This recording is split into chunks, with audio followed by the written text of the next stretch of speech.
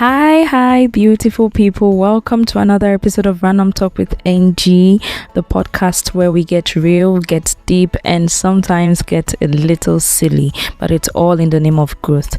Today, we're diving into a much needed topic. Building self-esteem from within. And I'm not talking about the Instagram filter kind. The solid, rooted, unshakable kind.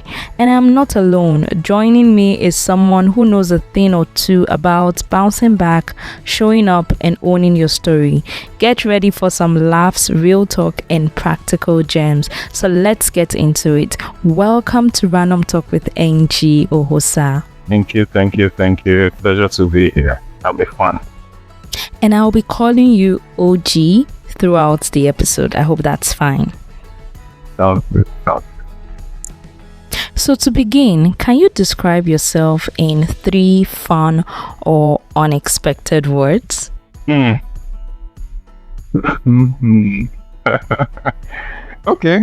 maybe the first word would be vain. I think I can be a little vain. Are you serious? Yeah. Second word will be lazy.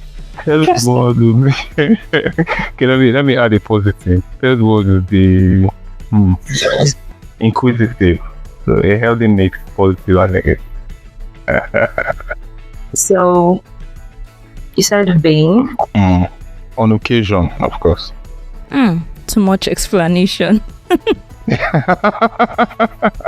So you said vain, lazy, and inquisitive. Nice. Yeah. So what's something you do when you need a confidence boost? Okay, so previously I would have said video games, beating my friends or my brother on football, but unfortunately my skills have become very rusty. Alright. So yeah, they would have done. So what I do now is that I go over old achievements. Then it could be anything very small to very big, right? Depending on how much of a boost I need. So for example, if I did a task very well at work, I could just maybe let's use something practical. Maybe I wrote an email that I thought was very good. I could go over that just over and over again to say, let's say notebooks more. But yeah, the past achievements really help. So on a scale of 1 to Beyonce, what is your confidence level? Did you say 1 to Beyonce? Yes, okay. I want to say Denzel, but maybe that would be a bit much. But yeah, I think Denzel will be a pretty close one. I think he's self-assured and demonstrate that in his interactions, in his roles. I think he's pretty cool. So that's very nice. So to you, how would you define self-esteem in your own words? Okay, so I would say self-esteem is first of all identifying or knowing who you are, right? And basing your actions or your interactions, whatever, from that knowledge of who you are, right? Knowing who you are, of course, is a range that includes both the positives and the negatives, or your strengths and your weaknesses, right? But it's essentially that knowledge, that understanding, okay, this is who I am, that then drives how I do things, how I interact, how I live my life. Okay, let me not go beyond this level. So that would be my answer. Yes, I agree with you. And I would also love to add that it also relates to how someone sees their worth or their value. So how much of our self-esteem is shaped by how we grew up? Thank you. That's an interesting question. The whole nature-nurture conversation. I think a huge percentage, right? If not even the whole of it is shaped by our background and our experiences. And I'll give you an example. If I grew up in a house or a space where wins are not celebrated, right? Even the small wins to the big wins, But many times we say to ourselves, oh, this is minor, so maybe it's not worth celebrating. Maybe I passed an exam, well, depending on the exam, or I wrote a test successfully, just take it as normal. If I grew up in that kind of environment, chances are higher that I may not know or have a good understanding of my value, quote unquote, right? As opposed to a space where wins are celebrated. So when you achieve something, it is acknowledged that, wow, you have done something well. And so you then build up a track record of such wins and such successes that you can refer to when you have a down moment. I think that if one has that second background, chances are higher that that person will have a good sense of their self-worth. So I think the background is very important. Now, that being said, if I grow up in a negative background, does that shape me for the rest of my life? I don't think it needs to, right? And of course, it's not always very easy to break free of how we were raised or how we grew up, but there are ways to break free once we identify that there is a limitation or there is an issue in my mindset or my thinking that is coming from how I grew up. One of such ways is therapy. I don't know if that's going to come up later, but it's a taboo subject in our space for various reasons, but I don't think it needs to be a taboo. There are real issues that therapy helps to resolve, right? But that's just one way. But there are other ways to deal with a negative background as well, once it has been identified as an issue. So I hope that's sort of yes. I mean, from your definition of self-esteem, I get to the point where you talked about how much of it is shaped by how we grew up. And yeah, I think there is a part where we would also talk about, how to deal with it, because truly therapy is something that people avoid like plague, especially in Africa and Nigeria. I mean, instead of therapy, they would rather choose to rant. We would rather choose not even they, because some of us are guilty. Some of us are guilty as charged. Yeah. So I want to move into your personal journey and moments of growth. And I'm wondering if you can share a time when your self-esteem took a hit. Sure. There have been a number of such times, right? But maybe I should pick a recent major one, and that would be in terms of my STA exam. I had never failed an exam before in my life. Alright. And depending on who was, speaking to me about an exam they failed, I may voice it out, or I may not voice it out, but I will have that fucking slide up. How difficult can the exam be that you cannot pass? What's so special? So there was an element of pride that I used to carry around. But starting, the STA exams, I guess combining it with work was a different experience to kind of study that I had done in the past. And I think particularly the AFM exam that I had to write multiple times was really was a really heavy hit. And at some point, I now began to ask myself, if how did I, graduate university like you got that part? If this was how I was writing my uni, how did I manage to graduate? How did I get into APNG? Things like that. I eventually did pass, but I think in that moment, part of the things that helped me were friends who had gone through similar experiences, who were, on hand to keep encouraging me. And I think I had underestimated the value or the impact that could have on me. Because I consider myself to be pretty self-assured. But when it got really low, I think the words of those people really helped. They look, it's fine, we go again. Try this, try that. It happened to me too. This is what I did. This is what I dealt with it. But that helps the people around me on the one hand. On the other hand as well, what helped me with some of my past achievements. Asking the question of how did I graduate was one side of that coin. On the other side of that coin was, say, look, I'm not this dull. I've written exams all my life, and I've done reasonably well on those exams.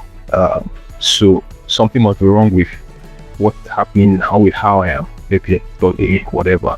But it's not a fundamental issue, not a fundamental issue of my person. You know, if I was as dull as this circumstances trying to make me, you know, leave, I won't be where I am now. Right? Some of it was the people around me. Some of it was also being able to look back and encourage myself also of those things that I had achieved in the past. Right? So that's one example of a low moment, and I guess an opportunity for me to grow, because they also helped me lose some of that arrogance that I had developed at the exam.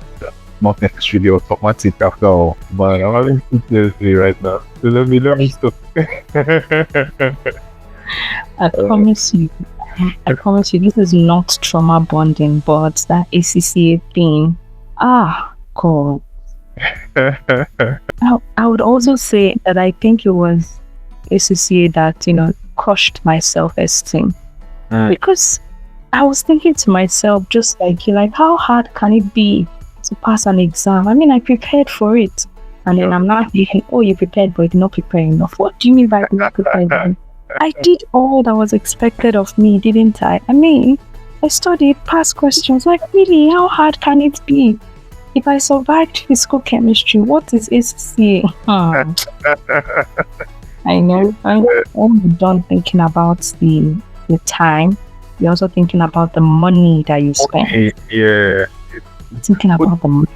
Like, it was, but to write an exam over 100 and, to not be able to get 50 out of 100 was... You now be feeling so ashamed of yourself, like, what do you mean by I cannot score even if it's 50? How hard can it be to get 50? We go pass them, we go run out, and everything will end up running you. Oh my God. Actually, the value of support system cannot be overemphasized, because their words, their reassurances, they keep telling you that it's not that you are dull. I mean, you passed this, you passed that, you got into this place. Don't worry, you will do better. Yes. No, I don't want to have that PTSD too. Yeah, but maybe just to comment a little more on the support system. I think what I found that sometimes you are not able to generate that energy yourself. Yes. And it's fine, nobody is supposed to be an island all by itself, right? But when, in those moments, you then seek value the importance of a support system, it also, brings up the issue of sharing, because if you do not share with people, they cannot. Oh, yeah. But I just thought to add that. Yeah, that actually makes sense. That makes sense. So what do you think are some of the habits that support internal self-worth? Because now we want to discuss how to build self-esteem from the inside. Because sometimes you have to be your own, biggest cheerleader. So what are some habits that support internal self-worth? Okay, thank you. Another very good question. One of the key habits is celebrating your wins. Now, I was in a conversation on this recently, and I think that the culture thing for us Nigerians of trivializing successes, right? And we tend to say to ourselves, okay, when it's something major, I will celebrate.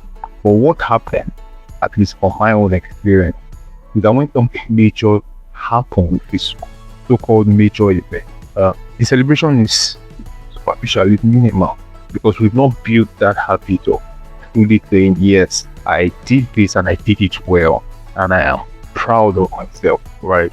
So celebrating, your own wins. I mean, it's good for people to celebrate you, but you must also learn to be able to celebrate your trade. I think it's very, very, crucial, because two things that it helps you do. One is to see, some of your strengths, to better help you identify some of your strengths, but also to help you build that bank that you can refer to in your low moment. Now, it's not necessarily about being, self-centered. It's not about being self-centered or you're proud, but about building up that bank that you can call on when you need to. So I think that's the first major habit that one will need to develop. build up that self-esteem. The second one for me would be, not being afraid to explore, right? Because I find that if I get comfortable in an area, it's easier for me to trivialize the successes in that area because they become normal. But if I explore and I try my hand in other things that I haven't done before, when I succeed in those things, it is easier for me to recognize those things as achieved, right? Of course, you will quickly say to me that trying new things also increases chances of failure. That's true, but nobody says that those new things need to be major, really big things. It can be as simple as picking up a new hobby, going to a new place, could be, small things, trying out a new recipe, but just keeping things fresh, trying out a number of things from time to time, help us also see that we are capable of a lot, right? And then also, maybe this could be not as major as the other two, but I find that you need to be confident when one is prepared for maybe a task, right? So in terms of studying, just going through preparation for whatever thing that we are about to get to, could be an exam, right? Or an interview, or a conversation, right? Being properly prepared also helps because that sense of having done your part helps you better bring out those things that you have researched. But I think that the major two habits are the major habits are the other two that I mentioned. Thank you. First of all, those habits are actually some of the habits that supports internal self-worth. And yes, there's also the part about being prepared, because when you are a bit more prepared for whatever it is you have at hand, somehow you're more confident, and then your self-esteem comes up a bit compared to when you want to freestyle stuff. Till I come your way next time, this is Random Talk with Angie with Ngozi Obiefna. Thank you for listening today.